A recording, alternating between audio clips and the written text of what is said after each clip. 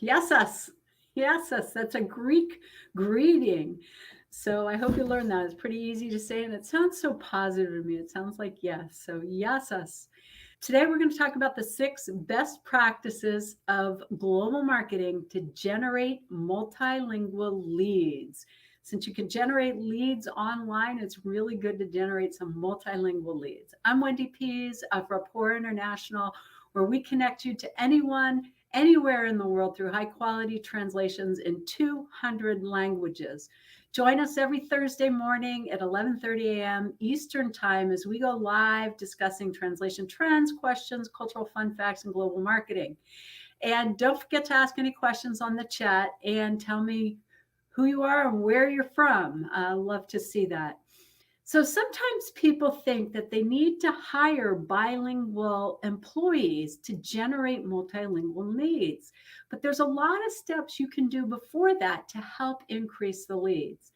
Number one, you've already thought through, I hope, or if you haven't, think through your buyer's journey. When they come to your website, what problems are they trying to solve and what solutions can you offer? And then they go through steps on the buyer's journey. I'm sure you can look up buyer's journey on the internet and read more about that if you want to get into it.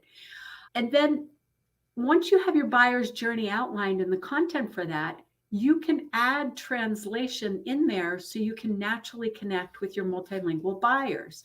You know, I've got some stats here that I always like to refer to as to why English isn't the global language and it really is to your advantage to translate.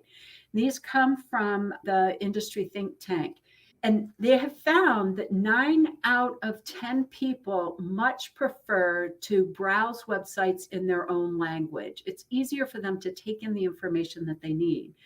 72% spend all or most of their time on websites in their own language, even if they're bilingual. So people want their native language. And 72% are more likely to buy if the information about a product is online in their language.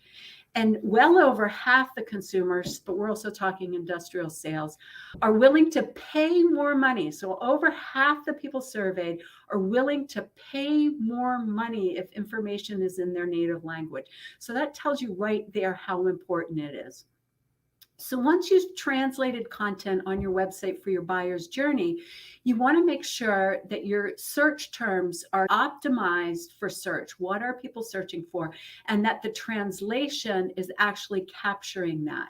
It's not a word for word translation. You want to do the same thing like you do in English, list out all the search terms that people could search for, and then look at the statistics to see what people are using, and then make sure your pages are optimized for that. If you can offer a way to buy online, that's ideal because you can take them through the whole buyer's journey and the purchasing function. We do have some connections with companies that offer ways to collect different currencies. So you can always reach out to me if you want to learn more about that. Another thing you can do is provide FAQ or a fact page on your website for the most frequently asked questions. Now, there's a book that I love. It's called They Ask, You Answer by Marcus Sheridan that boils down to the 5 things people want to know before they buy something. So make sure you're answering those questions either on your fact page or through your buyer's journey. If you have a chat bot, this is a no-brainer. You've already done the work to lay out the journey that somebody's going to take through chat. You can take and translate that. And then if somebody doesn't speak English and they come to your website, they can still get the information through the chat bot. If you don't have a chat bot, you can still offer live chat. We have a service that you can subcontract out to get live chat reps in the languages that you need that can answer the questions that your visitors are asking you. If you get to the point where you've got to take phone calls or you've got to meet with clients because you're selling something that needs more personal interaction, there is on-demand technology to offer live people to help facilitate those conversations. And you can have that on telephone or video remote interpreting. It's an easy system to set up and you just pay for when you use it. If you have more scheduled meetings, you can also provide a live interpreter or schedule somebody to be on your Zoom call to help facilitate those negotiations or discussions.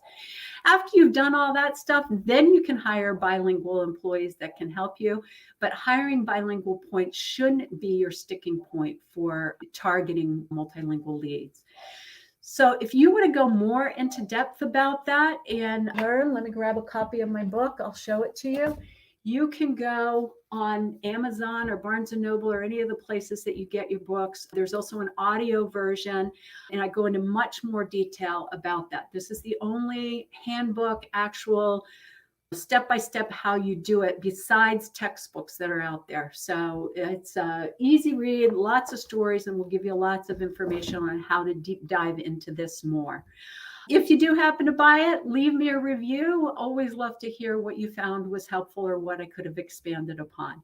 So thank you so much for listening to today's episode, and we'll catch you next time. Thanks for watching. If you enjoyed this video, please like it and share it, or you can keep watching. And don't miss out on new posts by subscribing to our channel. And if you want to talk to Rapport International about all your translation and interpretation needs, or about growing your business into new markets, use the link below for a free 30-minute consultation.